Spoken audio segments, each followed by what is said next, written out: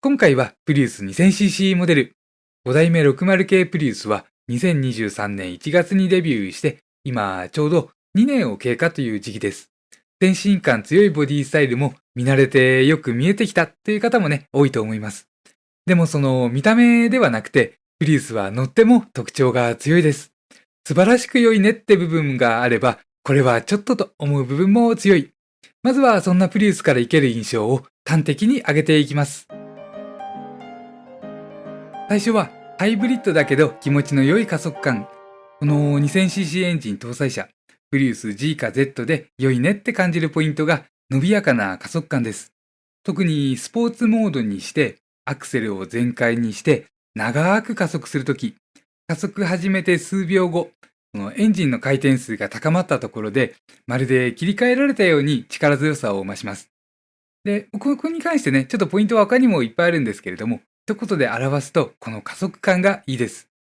で、2000cc プラスモーターというこの新しいハイブリッドシステムは、レクサス除いてトヨタブランドでは新しいタイプです。で、それがプリウスに搭載されて魅力になっています。じゃあ次いきます。ほとんどの場面で言われているほど悪くないと感じる乗り心地。プリウスね、ご存知19インチタイヤがメインで足も結構硬いです。タイヤは薄くて細めで外形大きなタイヤ。サイズだけ見ると、乗り心地悪そうですが、ほとんどの場面で悪いってことではないです。悪いってほどではないです。このタイヤね、特にしなることで縦方向の接地面積を稼ぐわけですが、この乗り心地にもしなやかさがあります。厚みがあっても硬いタイヤ、ありますよね。タイヤで乗り心地悪くなるタイヤっていうのも結構ありまして、そうしたタイヤよりね、柔らかく感じられます。で、ほとんどの場面と表現したのは、どうしてもこうタイヤの厚みというかね、エアーの量っていうのかね、それが重要になるであろう大きなくぼみとか段差。たまにあるね、こうした場面ですと、さすがにドカンときます。いきなり入力が強くなって、足回りからガチャンとノイズが聞こえて、で、自分もね、びっくりした場面がありました。サスペンションと合わせての印象とかね、このあたり追って述べていきます。で、次。燃費性能は高いけどそこまでじゃない。カタログ燃費ね、WLTC モードで 28.6 キロ。同じプリウスでも 1800cc モデルと比較すると4キロ劣ります。差があります。で、このあたり実際に乗ってね、比較してみました。で、同じような走行を心がけていると同様の差になりました。最近カタログ燃費ってね、もうすごくこう正確というかね、自分の乗り方とぴったりというかね、乗っても同じ差になる。で、燃費その他比較動画アップしています。ということで次。リアシートの着座感はヘッドクリアランスを除いて結構良いです。これもね、もう乗ると見るとでは、大違いと言いますか。乗ってみると使えるようにできているリアシートでした。これはトヨタの C セグメントクラスの中で、最もというかね、もうかなり座りやすい方と感じます。座面が長くて、背もたれは適度に立っていて、クッション性は、どこ触ってもね、程よい硬さなのが、使えるように考えられていると感じた理由です。座りやすいといった意味でね、いいです。で、シート下ね、走行用バッテリーが積まれていると察します。でもそれによるこう座面の硬さとかいうのを感じないのも良いところです。で、次。スーパーカーみたいな A ピラー。近未来感あって、よく座る感覚の着座感。見た目と運転しやすさの関係。ここがね、最もプリウスらしいというか、こう特徴として、いいも悪いもね、知ってから選んだら、より車選びが深くできるんじゃないかと。で、長所と感じるところもあるし、短所と感じる部分もある。単純にかっこいい以上にあれこれ感じますので、続くコーナーで述べていきます。自分たち今までに動画作ってホームページ書き記してとレビューしてきまして、印象はその過程でまとまっていきます。で、今回の動画は、最も特徴的な部分、それから内装、あと、乗り味に関してね、ちょっと具体的に。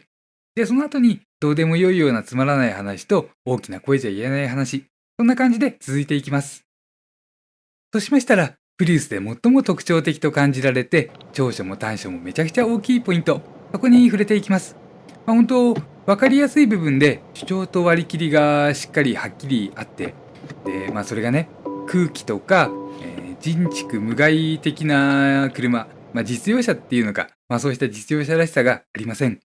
それは言わずもがなボディデザイン、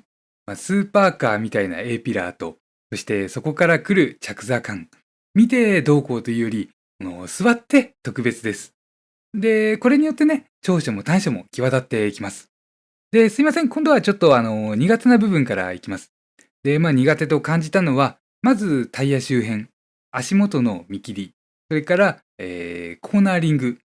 コーナーリングって言ってもね、性能が低いって言ってるわけじゃないんです。むしろ無駄なく操作できて、反応のいいハンドリング性能は、もう本当ね、高いと言いたいぐらい。で、苦手なのは、タイヤの位置感覚のつかみにくさから来る、自社位置のつかみにくさです。走行ラインを考えて思い通りに走るという意識のお持ちの方ですとか、あと左側の側溝に蓋がない道を日常的に走るという方ですとか、そうした方にとっては乗りやすい車じゃないな、なんてね、乗りやすい車じゃないってね、思います。あとはお買い物での場面。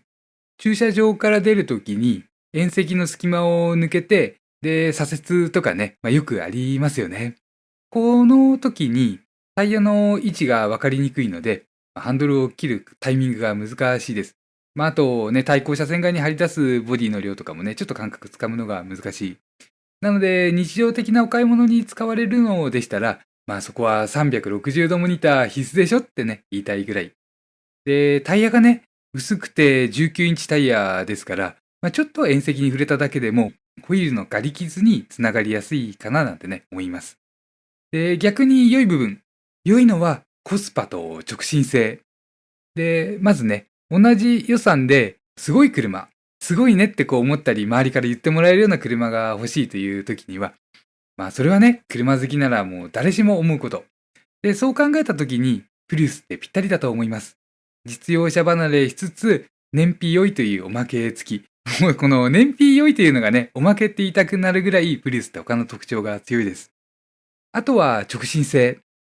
これは車自体が持つ高い直進性に加えて、ドライビングポジションからも直進性につながります。それはメインメーターの位置とかね、目の前の感じからドライバーは自然に遠くを見る形になります。直進ってね、手元を小刻みに動かすとかね、そうなっちゃう車とか、ドライバーって、視線がね、近い、見るところが近いというのが、理由の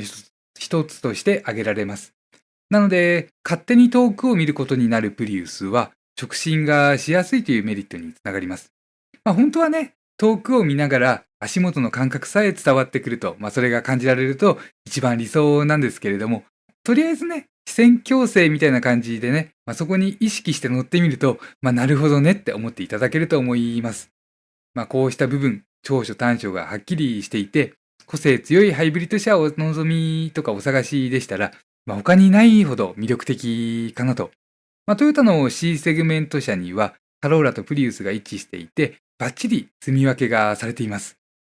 続いて、内装の印象を挟んで、その後に乗り味に関してね、ちょっと具体的にもう少し述べていきます。そうしましたら、内装です。素材的な質が高いか低いかというのは、ちょっと一旦置いておいて、変わった車的なね、造形的な特徴は半端なく高いです。初めてプリウスを乗りに行くときにワクワク感が止まりませんでしたし、実際に乗り始めたら良いも悪いも想像以上。もうね、ハンドリング動向という前に座るだけでワクワクしちゃう一台、そんな一台だと思っています。で、まずね、着座位置ね、低く感じられますけれども、実際はそこまで低くないです。乗り降りに困らない程度の低さ感。例えばこれをね、カローラスポーツと比較しますと、上げても下げても3センチ。3センチだけプリウスが低いとなっていました。また、86などのスポーティークーペと、感覚的に比較しますと、10センチぐらいね、高いなっていうイメージです。あとは先に述べた通りなので、要所要所、ちょっと内装のシーンを出していきます。プリウス 2000cc モデルのドライブモードは4種類あります。で、これを操作すると、こっちはこんな感じです。あとこっちの画面にも出てきます。で、一番上にカスタムモードというのがありまして、これは自分でね、少しカスタムできます。操作はこっちで行います。このプリウスは、車の設定がね、メインメーターの方とこっちと少しずつ分かれていまして、ドライブモードのカスタマイズはここです。設定からドライブモードカスタマイズを押します。そうしますと、ここ左側出てきます。パワートレーン、ステアリング、エアコン。これをね、好みにしておけます。ステアリングは、スポーツになっていると重くなる傾向というのをね、感じました。じゃあ、あとエアコン操作部。このプリウスは、C セグメントの中でも立派な方になります。トヨタのラインナップで言いますと、カローラがあって、その上に位置づけされているようなね、感じは、この辺からも、見受けられます。と申しますのも、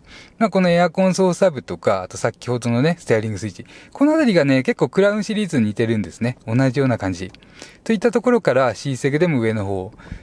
あと、この下行きましょうか。この下はね、特別なことないんですけれども、下に、隠れたね、小物入れがついています。この辺は、シンプルですよね。普通のトヨタのハイブリッドタイプ。できたらマニュアルモードが欲しいんですけれども、でもこれないので、できたらね、ここ欲しいところなんですけれども、とりあえずね、普通にトヨタ的な感じ。で、あと、上の Z のグレードになりますと、ここがね、変わってきます。このスマホ置き場が、ここがね、置くだけ充電になっているそうで、ここにね、置けるそうです。ここね、使ってみるとね、便利ですよね。すごくね、便利だと思いました。ただね、勢いよく走るときとかはね、これパターンっていっちゃいますので、どうでしょう。そういうときはね、ここからちょっと取ってこっちに置いた方がいいのかな。ここもね、ブレーキとか踏むとき、わかりますこの A ピラーの傾き。こっち側だとこんな感じかな。ものすごいです。もうこれね、圧迫感とかいうのは、もう、それはこう、なんていうのかな。ナンセンス。で、じゃあ運転席周り見ていきますね。運転席周り、ここもね、独特です。ハンドルの上からメーターを見る感じで。でね、メーターね、小ぶりなんですけれども、文字の表示が大きくてね、見るのに困らないです。自分はあまり視力強くないんですけれども、全然ね、普通に見えるぐらいのサイズで文字が表示されます。ただね、残念なのは、ハンドルとメーターと、それからドライビングポジション、頭の位置。これを考えたときに、自分のドラポジですと、メーターの半分ぐらいがね、被ってきて見えなくなっちゃうんですね。今映ってるので言うと、このスピードメーターの下までは見えるぐらいの位置に行きます。もうちょっとハンドル下げるとかね、着座位置上げても、全部は見えない。なので、この辺、なんかちょっとした圧迫感になるんですよね。なので、その辺神経質な方には、どうなんだろうっていうのはね、あります。でね、せっかくなので仙台プリウスを思い出してみますと、やっぱりね、仙台も先進的なイメージで登場してきました。なので、今見ても古さを感じにくいです。例えばね、内装はワイドに広がっていて、UFO というか未確認飛行物体を連想させるイメージで、今のプリウスをね、戦闘機として捉えれば、こっちは爆撃機。乗ってもね、そんな感じです。で、あとね、批評の多かったボディデザインも、横から見ると前にボリュームがあって、ミッドシップ的です。空力もね、すごく良さそうに見える。で、これでアルミを変えて、ホイール変えて、車高を落とすと、今でもかっこいいなぁなんてね、思いつつ、そうしたプリウス見かけると目で追っちゃいます。現行プリウスもね、もうあちこち斬新ですから、いつまで経ってもね、いつになっても古ぼかしくならないなって予想します。続きましては、加速感と減速感の補足です。一番最初にね、特徴で挙げた部分をちょっとずつ補足していきます。そして、まずね、加速感。加速感で言うと、長く踏んでる時の伸びが気持ちいいです。今までもね、トヨタのハイブリッドっていうと、速度上がってから本領発揮という特徴がありまして、100キロとかね、時速にて100キロあたりからの加速とかね、結構ね、高い速度をいかないと本領が発揮しないというところがありました。で、プリウスはね、もうちょっと下の速度からの加速でも、もうね、長く踏んでいると、そうね、本領発揮というより気持ちよさ、これをね、感じることができます。体感できるっていうのがね、いいです。エンジンとモーター両方で同時に駆動する、トヨタの THS、トヨタハイブリッドシステム。これの良さを生かした魅力だと思います。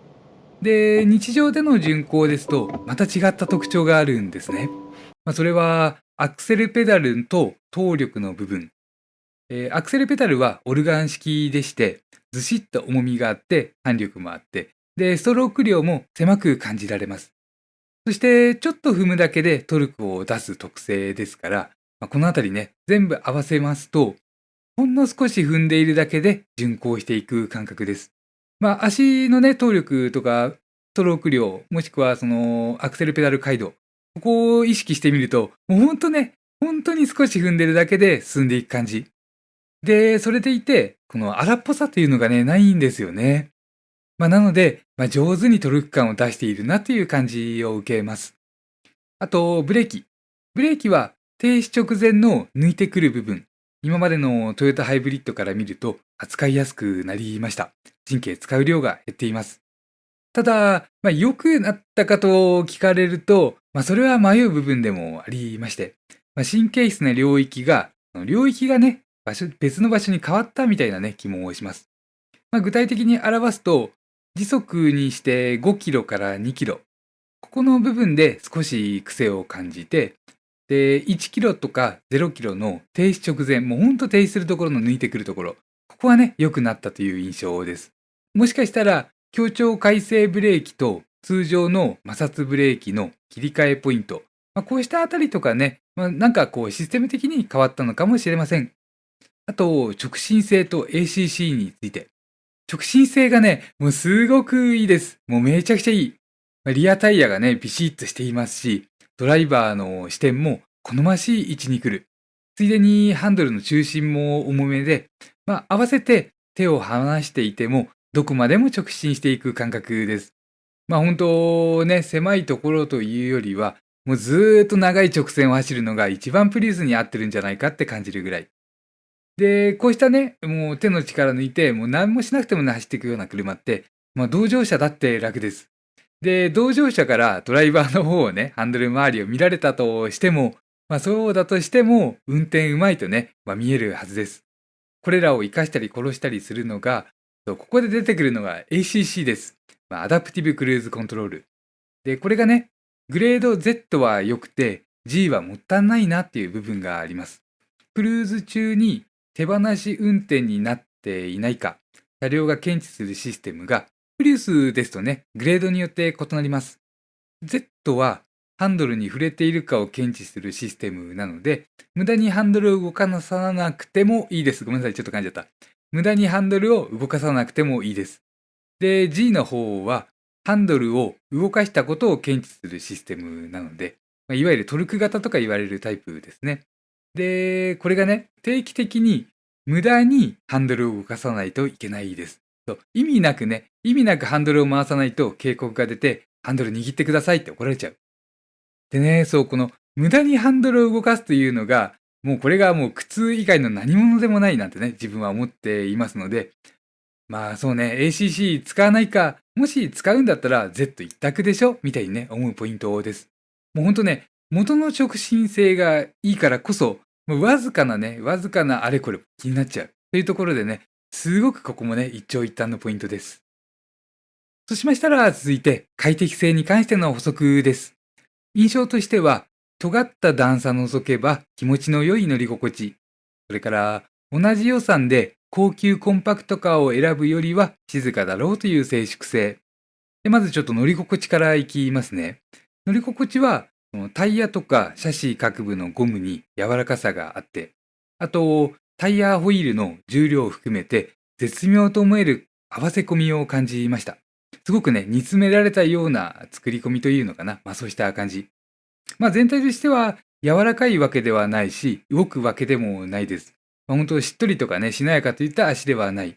ただね、このほんのわずかな領域、動き始めとかね、ドライバーに動いてるのをコツコツっとこう微妙に伝えてくるぐらいの領域、ここがね、いい仕事をしてくれていて、すごく当たりの柔らかい乗り心地につなげています。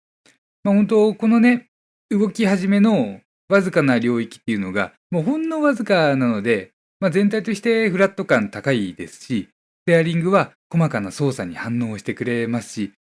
これら含めて絶妙というね、ちょっとそうした表現をしたいです。で、乗り心地ね、いいところばっかりじゃないです。気になった部分で言うと、急な角度でね、へこんでいる路面のへこみとか、ストンと落ちるところかな。あと、尖った連続する段差。こうした部分ですと、路面追従性の悪さって言いましょうか。タイヤとかがね、路面から一瞬浮いてストンとされちゃうような感じというか、そうしたドタバタ感とか、あとは急激にね、もういきなり衝撃がドカンと大きくなるような場面がありました。もしね、プリウスの Z370 万円というのをお考えで、サスペンションもうちょっとみたいにね、感じられましたら、同世代のシビックハイブリッドという選択肢があります。ごめんなさい、ちょっとね、違う車ですけれども、サスペンションの質感という部分で、プリウスから見れば強敵。その分というかね、お値段も強敵というかね、お値段も手強くて、このプリウス Z プラス50万円程度と、差額も大きいです。で、静粛性。静粛性に関して言うと、そうね、エンジンに起因するであろうボディその他の共振。ブイーンというようなね、ノイズが気にならなくて、それは一つ好印象でした。で、こうした部分でもう一つ逆にという部分で言うと、リアのテールゲート、ハッチかな、後ろのトランクのね、蓋の部分、ここからと思えるね、ミシミシした音が、走行中ずっとね、小さくミシミシってしているような感じ、これがありました。プリウス3台乗りまして、でもここはね、どれも一緒でした。細かな紹介料とかで改善されていたらいいなと思うポイントです。では続きまして、どうでもよいようなつまらない話と大きな声じゃ言えない話。で、まずはね、どうでもよいような話なんですけれども、それは燃費の話題。ほんとね、ハイブリッド車が増えて、プリウスの燃費は特別じゃなくなって、むしろ付加的な要素になったとさえ感じられます。プリウスね、それぐらい他の要素が強められてきているわけでございまして。でも、燃費だってね、当然優れています。なので、そうね、触れないわけにはいかないんですけれども、どちらかというとね、プリウスの特徴の中で、今はどうでもよいようなつまらない話って自分はね、取り上げたくなっちゃうぐらいです。で、そんな燃費はね、カタログ値で言いますと、WLTC モードで 28.6 キロ。実際の走行ではこんな感じでした。最初のパターンは平日のお昼、距離 14.7 キロ走って燃費 17.6 キロが表示されました。ゆっくりだらだら、信号待ち、そして幹線道路では信号ダッシュ、みたいなね、シチュエーションです。で、次は夕方。距離 69.4 キロ走って、燃費 16.3 キロが表示されました。こっちはね、山道での走行から、夕方の渋滞のミックス。思ったより悪いって言っていいのかな。あまり期待通りではない燃費でした。そして、比較用を含めて、燃費チェックした際の燃費。距離40キロ走って、燃費が 25.8 キロが表示されました。2名乗車でホットスタート。で、交通量に左右されにくい夜間。そんなね、条件悪くない時だったんですけれども、そうね。とりあえずこの時の様子は別に動画アップしています。で、そうね。プリウスのレビューしながらの燃費チェックでしたので、ご興味ございましたら、ぜひ見てください。今回の大きな声じゃ言えない話は、ボディデザインと運転のしやすさについて。車全体の傾向として、大きい方が運転しにくいってことはないです。それはボディのフロントとかタイヤの位置感覚がつかみやすいように作られているからです。やっぱり大きい方がね、こういったあたりよくできています。逆に車内スペース優先のコンパクトカー、これらの方が運転しにくいなんていうこともね、多々あります。そうした運転のしやすさ、車両感覚の取りやすさ、取りにくさという点で言うと、プリウスね、やっぱりかなり割り切られています。かっこ優先、先進感優先、足元の感覚は取れなくてもカメラで確認してねっていうスタンスを感じます。カメラ技術っていうんでしたらね、ついでにもっと自動運転技術が進むまで、こうしたアプローチは取っておいてほしかったかなとね、思います。理由は、狭い場所はね、もうカメラ技術でいいんですけれども、コーナーとか走っていて、そこで走りにくいっていうのは、もうそこはね、もう本当カメラではどうこうできませんから、運転の楽しさをスポイルしてしまっているなってね、思ったりします。一般的な車種で言うと、今はまだこうした車がプリウスぐらいなので、特別とかね、超個性というぐらいで好ましいのですが、この方が売れるからと、見た目優先みんなこうなってしまったら、他のメーカーとかもね、もう全部含めてこうした車ばかりになってしまったら、それは嫌かなってね、思います。本当今だったらね、旧価格帯でスーパーカーみたいのってプリウスだけですから、好ましいとは思います。これがね、選ぶ楽しみにもつながります。でも、全体としては、自動運転になってからね、こうした運転のしやすさなんかどうでもいいみたいに、そうしたアプローチに変わってきてくれた方が、自分は嬉しいっていうかね、本当に今は、運転しやすさを優先した車というのが主流でいてほしいなんて思っています。その他、プリウスで一つ取り上げたい点がありまして、それはプリウスの 1800cc モデル、グレード X が通常のカタロググレードになったようです。今、ホームページ見るとね、普通にZ、G、X みたいな感じでホームページに載っています。当初は法人向けグレードという扱いで、通常のホームページからは省かれて、専用のページが用意されるくらいのグレードでした。それでも買えないということはなくて、ちょっと聞いたところ普通にディーラーで注文できるよっていうことでしたので、自分たちも動画作ってホームページ書いてきています。